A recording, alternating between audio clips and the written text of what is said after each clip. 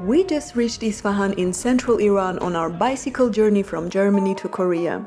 Before we continue following the ancient Silk Road to the east and into the desert, we have to give this iconic city a proper look.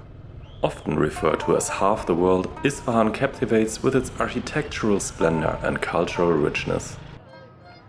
At her heart lies this massive square, Nakhchill-Jahan, a proper masterpiece of Persian architecture. Surrounded by magnificent palaces and mosques from the Safavid era, it is a vibrant cultural and social hub, reflecting the glory of Isfahan's golden age, when she also served as the capital of the mighty Persian Empire.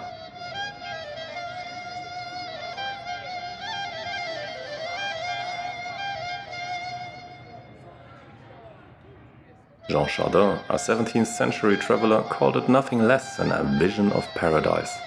That's quite the statement, but he is in good company. Take Robert Byron, who in his 1937 book The Road to Oxiana described Isfahan as a symphony in blue for its stunning tile work and even the most beautiful city in the world. Ella Miller praised her timeless elegance. Evliya Çelebi wrote that Isfahan is a city of wonder and delight, a place where the arts and sciences flourish. And, well, I guess you get the idea.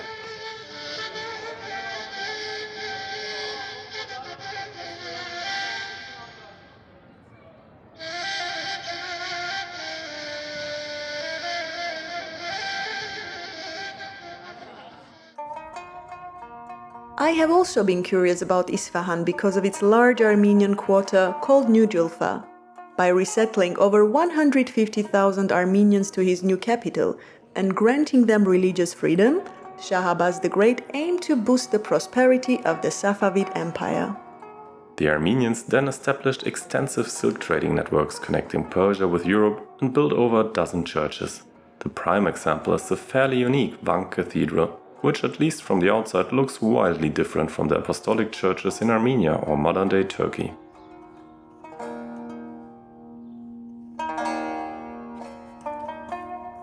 Under the rule of Abbas I, Isfahan became the Persian center of arts, crafts and trade.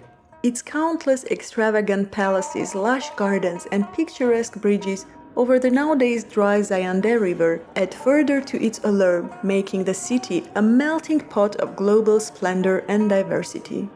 While we are very impressed, our clock is ticking. We have under 3 weeks to make it out of Iran and some great challenges on the roads ahead. It is 6 in the morning. Today we are leaving Isfahan and make our way towards Yazd. This will be about 300 kilometers through the desert. There will be at least, I think, 2 days where we ride the whole day and there's literally nothing except the road. So some careful consideration will be necessary. Okay, we started a little bit late. It's already after 6 o'clock. Yes, tomorrow we'll try to start cycling at least at 5 o'clock in the morning to beat the heat, basically. So let's see how this goes.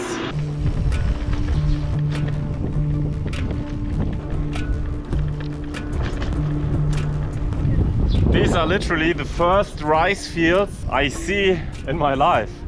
Next to a river that has no water, at least right now.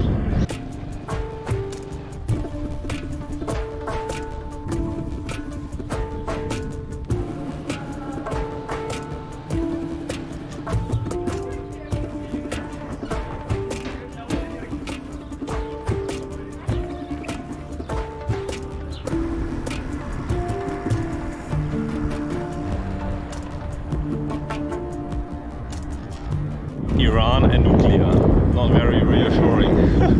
Let's pass this one quickly. It's already evening when we reach Ajiye, 80 kilometers southeast of Isfahan. Our warm showers host, Abbas, wants to show us the nearby stone desert. I wonder if there are any dangerous animals around. He says no, and 2 minutes later, we stumble over this little one. The next morning we get the chance to visit a restored traditional Central Persian desert house. In the 100 years ago, when a woman comes out the door, use that. Me, I'm a woman. Yeah. And a man use that. We just entered and it's surprisingly cool here. This is because the walls are very, very thick, made from a mixture of clay and hay to insulate against the heat. I mean, it's really hot outside already, and here it's very, very comfortable.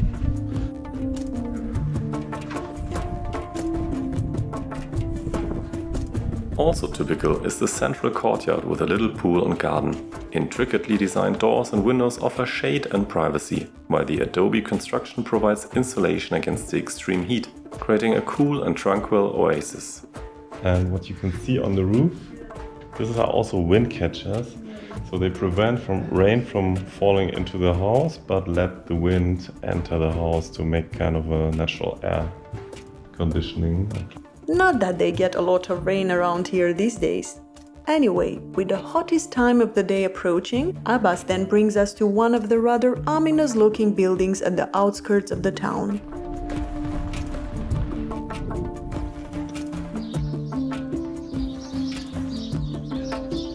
This is being used as a tea house, but traditionally this building was used to gather bird shit. As you can see, there's tons of little holes in the wall where they can build their personal nest. The temperature is very low, so birds really like to go here.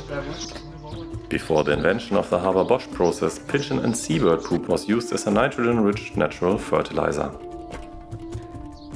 This is the entrance for the birds. Of the once thousands of pigeon poop towers all over Iran, only a few remain standing today. It is 3:30 p.m. It has about 41 or 42 degrees in the shadow air temperature. Not that there is too much shadow. Soon we will leave Izmir and start riding into the desert, where there's no shadow. But we have a strategy. We'll tell you later how we want to survive cycling 200 kilometers through the desert. I mean, if you see the video, it worked, right? Let's go. Absolutely empty. That is because locals think we are crazy to cycle at this time of the day. Because for them, We are a little bit, it's very hot. we made our clothes completely wet. We soaked them in water 5 minutes ago. Almost dry, but for the moment it feels good. More of the bird towers. Our first goal is to cycle to Varzaneh, which is not too far away, so it's perfect to make it today.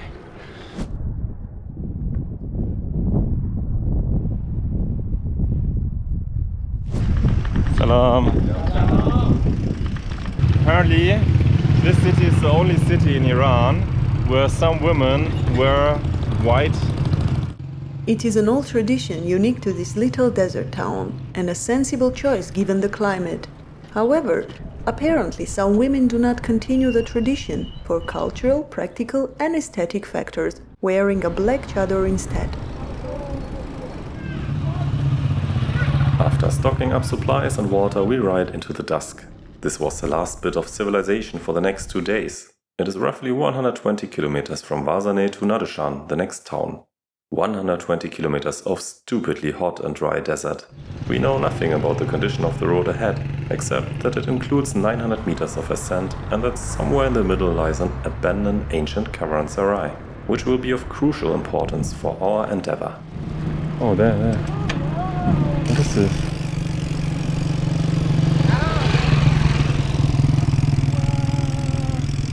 I don't know what this is, a fox or something? Never seen it before. That means we need to take care of our food tonight. And by the way, we are now on that road that leads directly to the desert. So we need to find a good place for our tent. Oh my god, there's another one. Holy shit. Wow! There's so many animals, wild animals. Okay. Good.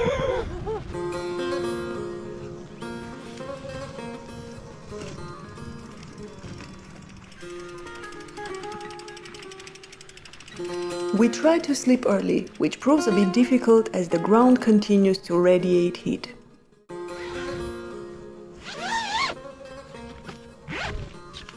It is 5:30. No, it's not 5:30, it's 4:30. Oh my god, I'm still tired. This early, it's almost chilly. Matthias is already concerned about our limited amount of water. We used up our water bag and have about 12 liters left, which seems plenty to me.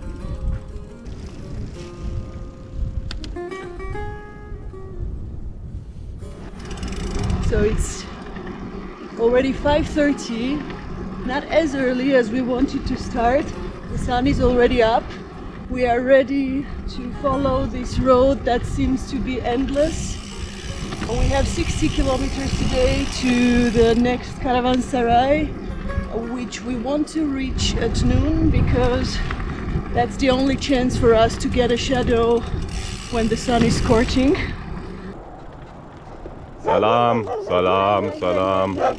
Yes, salam. That's okay. Salam. That's the mother. It's the mother. Salam, salam. Hey, hey, hey, hey, hey, hey, hey. Hey. Okay.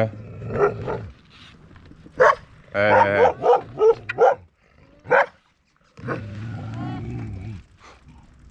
Der will nur gucken, glaube ich. Go, go, go. Go, go, go. Go. Go.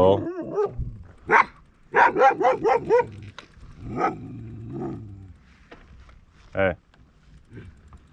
Relax.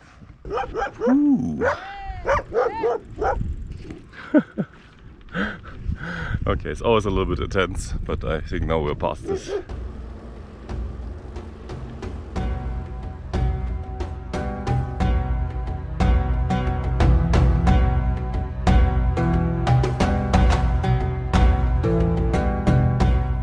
Apparently we've cycled through a desert in Iran before, but that was on a big highway with lots of traffic, very smooth surface and rest stops every now and then. I do not call that a proper desert, as there were no sand dunes. We can spot some in the distance, but Arif is not convinced. At 8 AM the temperature starts rising fast. I didn't do too well the last couple of times we cycled during extreme heat. At least it looks like we can make it to the caravanserai before high noon.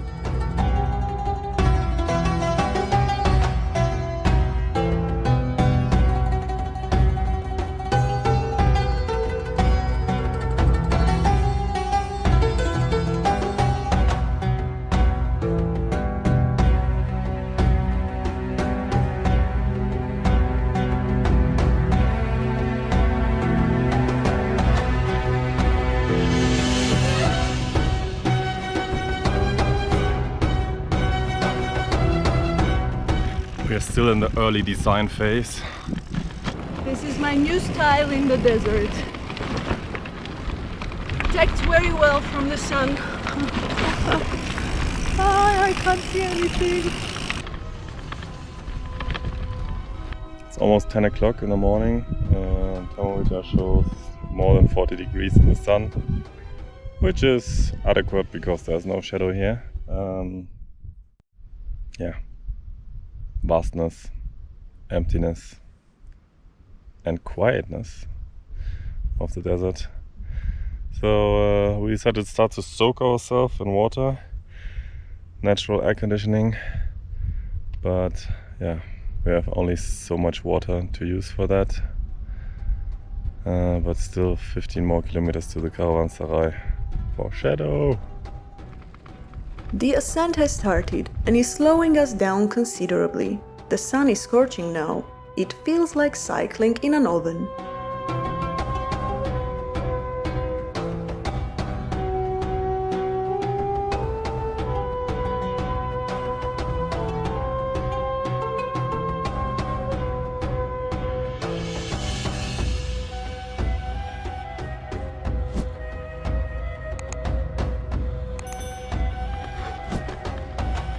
Managing water is very important here in the desert. Not just the water that we carry with us, but also the water in our body. This is why we regularly stop and use a tiny little bit amount of water to wet our shirts so that our bodies can cool down without losing too much of our body fluid, because we're drinking already so much. Everything gets dry.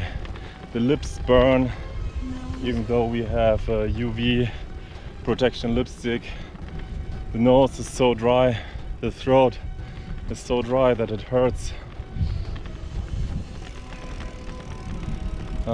Yes, but luckily, just when I counted that we only have about 6 liters of water left, a car stopped, a car came, there's not so many cars here, and the guy said up, up, which means water in Persian. So we gladly took the water bottle he offered. So we are up to 7.5 liters of water. Very good.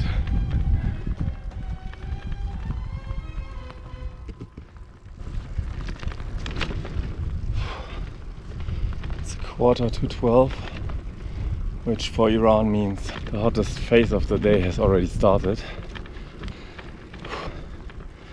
It's getting hard to breathe. And we're still not at the Caravanserai. I think it's 5 more kilometers and there's a slope, so probably half an hour to get there, or maybe more, but it really is time to get there. The road quality just got significantly downgraded. That could mean that we still need an hour to that Caravanserai. Oh my god.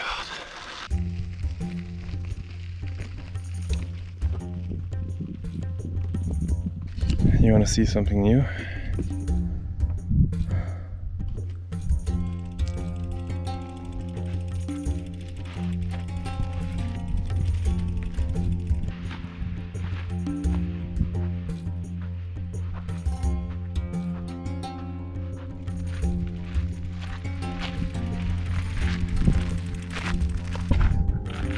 I think we shouldn't go this way. Let's first check where the Caravanserai is and then decide which way we will take. Check first. So apparently they deconstructed the road to make a new one, but stopped after the deconstruction part, which is amazing. Oh, thank God. Yeah, this is the only building. It should be it, no? Looks like it. Okay, let's push the bike here, yes. Oh, so good. I really didn't want to go this way. Oh, that looked horrible.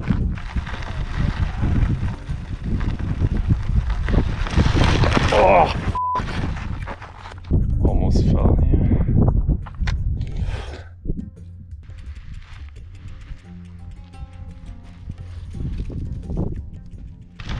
Everything a matter of perspective. I was never so happy about compacted gravel as in this moment. So much better than loose sand.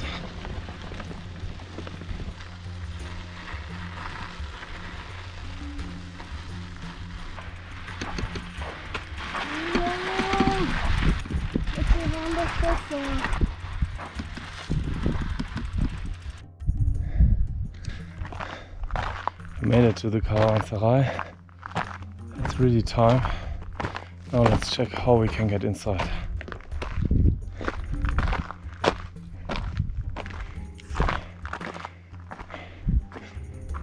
Found the main entrance of the Caravanserai.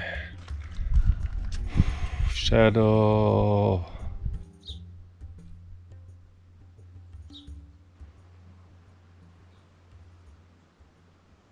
Oh, you can't imagine how happy I am that we reached the Caravanserai. We were so exhausted. Now we slept a little bit and recovered. We drank a lot of water. I think we were kind of dehydrated, even though we were constantly drinking. We settled in the coolest room. There's even water here. So now I will fill some empty bottles and then filter the water. And here in the middle is actually kind of a pool.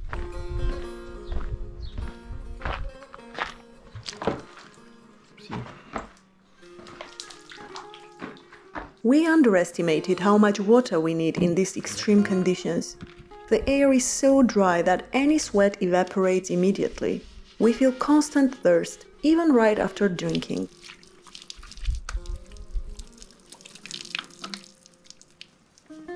We have here the unfiltered water from this well, which I will now treat so it is safe to drink. So we use the system from Steripen. There's a pre-filter to get floating stuff out of the water. So in the second step, after pre-filtering, we use the Steripen with UV light, and that kills 99.9% of the bacteria and viruses. So the water is sterile and safe to drink.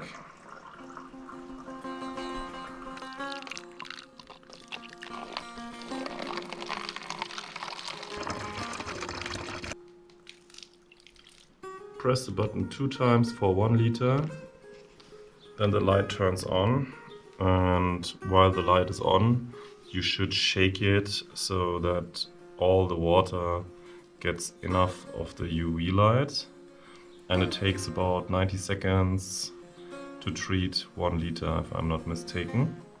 Now the light is off. Et voila, let's try what it is.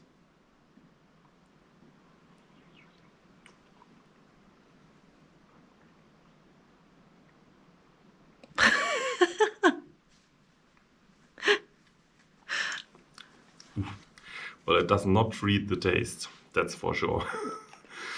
But better than nothing. Hello again. Today the day started very beautifully. We woke up early, the weather was cool, the sunrise was wonderful and colorful. The landscape here is incredible, amazing, very dry. In the beginning, this white, like, I don't know, was it a salt desert? Maybe it was a lake before. It's also nice to be alone for some time because Iranian people are so hospitable, so nice. I'm really amazed and I'm learning a lot, but sometimes also takes too much energy, and at the end of the day I don't want to talk anymore. So this is something I am really enjoying right now, being here just on our own. The day went by the end a little bit not as planned. I don't know, the temperature was around 50 degrees under the sun. Every, extra movement I had to do, it felt just too much, I didn't have the energy for that. And then the road was not paved anymore, it was a slight uphill. Yeah, but again, I'm walking here and I'm looking around. These hills, this Kavansarai, we in the middle of nowhere, and yeah, I'm happy. I'm happy that we are doing this, and I think this will stay in our memories for a very, very long time.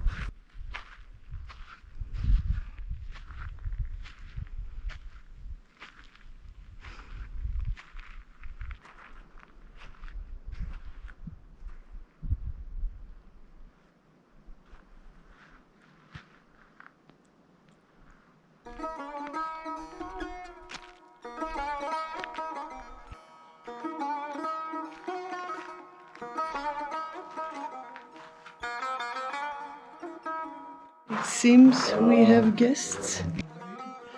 when we were cycling today in this direction, he came with his car and stopped to give us water. And we said, we're going to the caravanserai. Now he's bringing us food and water. What a lad. Thank you so much. Kheli mamnoon.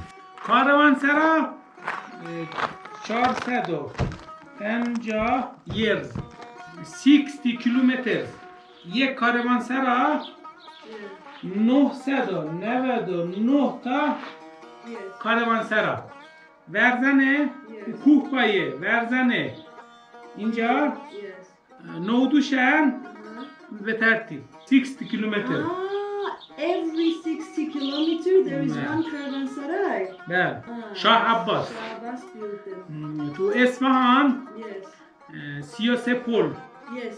Yes. پل خواجو Yeah. شاه عباس Yeah. We saw this. الان سامر Hot. Now it's hot. Yeah. اصفهان هات یزد هات کرمان هات بندر عباس که دیگه دیگه فایر چی آتش Fire. بندر We are عباس going to Bandar Abbas. بندر عباس فایر Yeah. Terrible. بایسیکل از کجا شروع کردید؟ آلمان بایسیکل؟ Yes. Yes.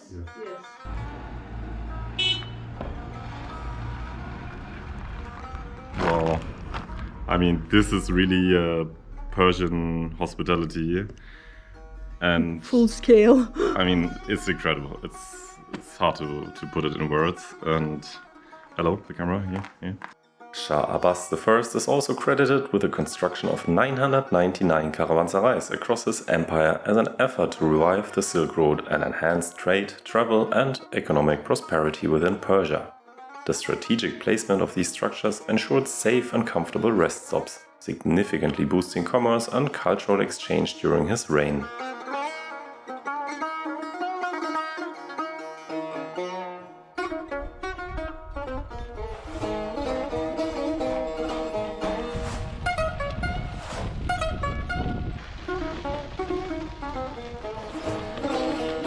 Good morning.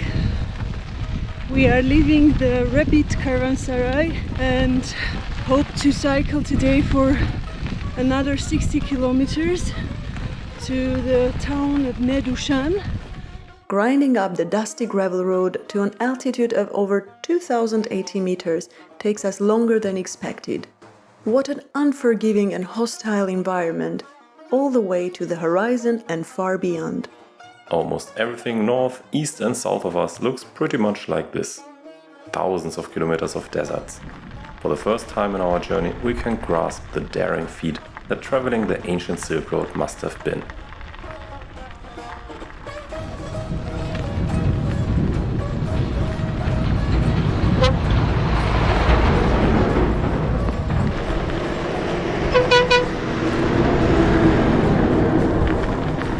Unfortunately, there's a kind of a mine or something.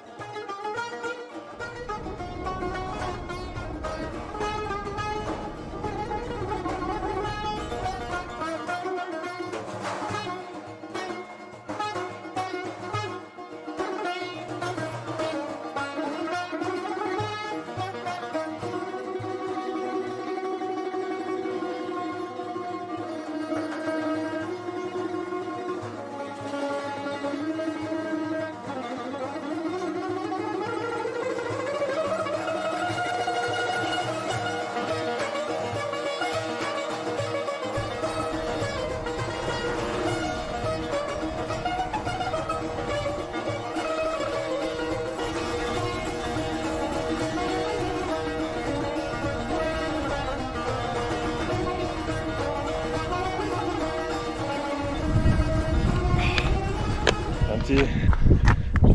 Empty.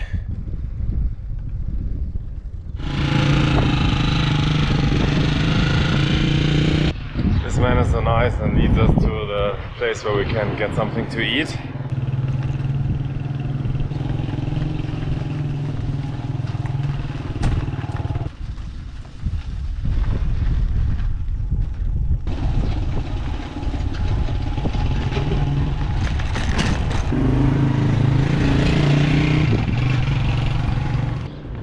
Here. Yes. Kheli mamnun. Kheli mamnun. Khuda Hafiz. Yes, food. We are very, very hungry, but it looks good. It's chicken with rice, typical food with some sauce here. And we have here bread, salad, and olives, of course. It was literally only dish that they had. So, yeah, you cannot imagine how angry I am. Angry or hungry? I'm hungry, not angry. But when I'm very hungry, I can get angry too. So.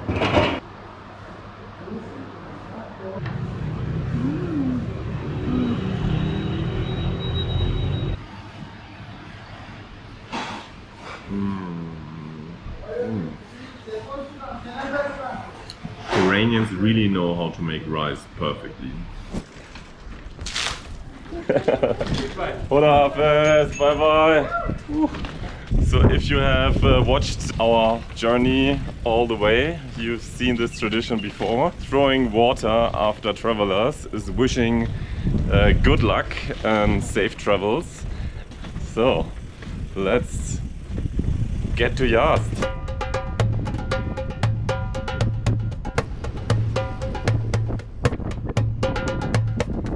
Unfortunately, we cannot stay in this beautiful city. We already got invited 2 times to stay at someone's home, but we don't have time anymore. We should be out of the country in 2 weeks, so we'll just continue and find a nice camp spot and hopefully sleep well until 3 o'clock in the morning.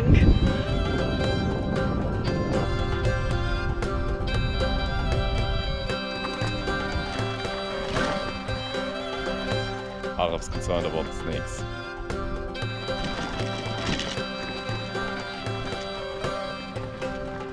We'll quickly cook something and tomorrow we try to hit the road even earlier, which should be possible because I think here it's not so hot like the last nights.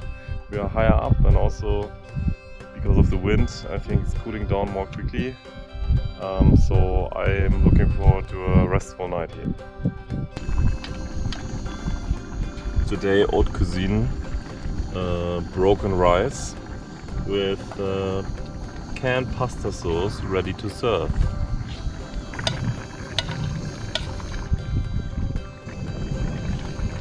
This will be fantastic. Don't tell anybody that I am a trained chef, please.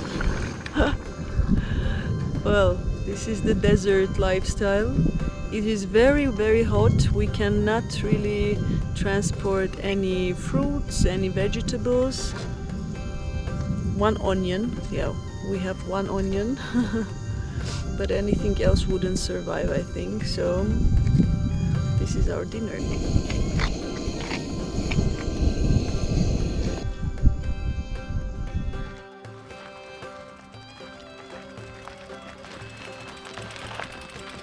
Despite our best intentions to get up early, we slept for 10 hours like the stones around us.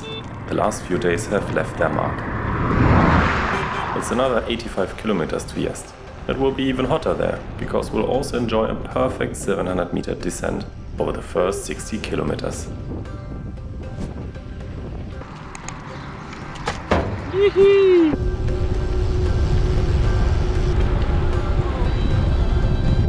Next to the power lines, and Arif has a strange thing for power lines, so it's her day.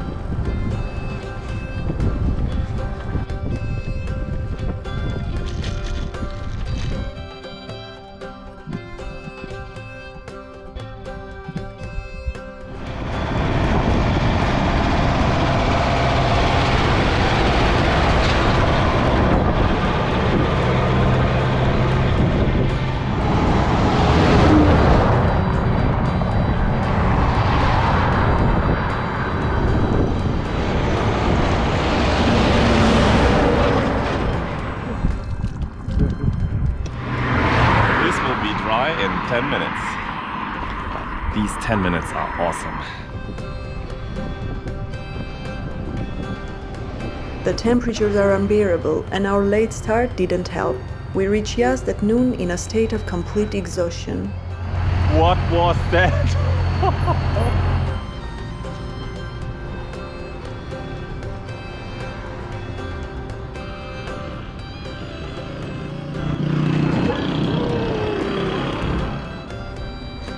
After resting 2 nights, Araf's wish comes true. Even after crossing 300 kilometers of desert by bicycle in the midst of summer, she continued lamenting that she had not been in a proper desert yet. You know, sand dunes. To our luck, on leaving the city, we obviously find locals willing to take us with them on a night in the desert. We are talking sand dunes, barbecue, music, the whole shebang.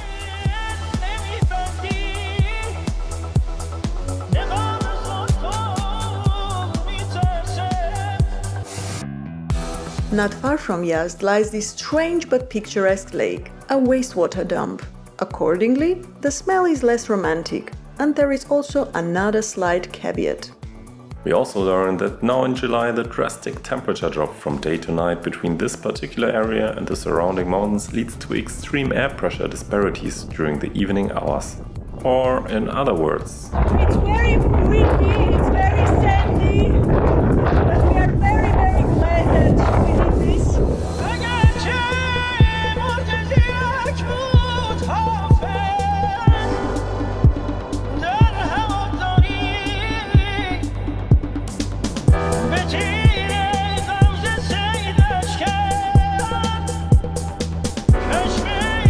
A massive thanks to our amazing contributors on buymeacoffee.com who have been supporting us for over a year now. Producing this kind of long-format travel documentary takes ridiculous amounts of time, effort, money, and of course coffee. We love taking you with us, and every single contribution helps us to get another episode out. via buymeacoffee.com/aworldbiketour you can top up our budget for more coffee, desperately needed equipment, food and accommodation, supporting our independently produced niche content. Since recently you can even send all your money to paypal.me/amazingworldbiketour. Links are in the description below. Finding a place for the night with less wind proved challenging, but at least we won't need to spend money on sandblasting our teeth for a while. In the meantime, you can also watch how we ended up here by clicking on our full playlist from our first pedal strokes all the way to Iran and hopefully far beyond.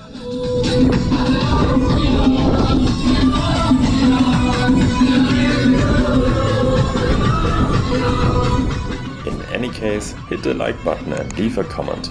We and YouTube absolutely love them. All this helps tremendously in getting our project sustainable. Until next time. And may the wind be in your back.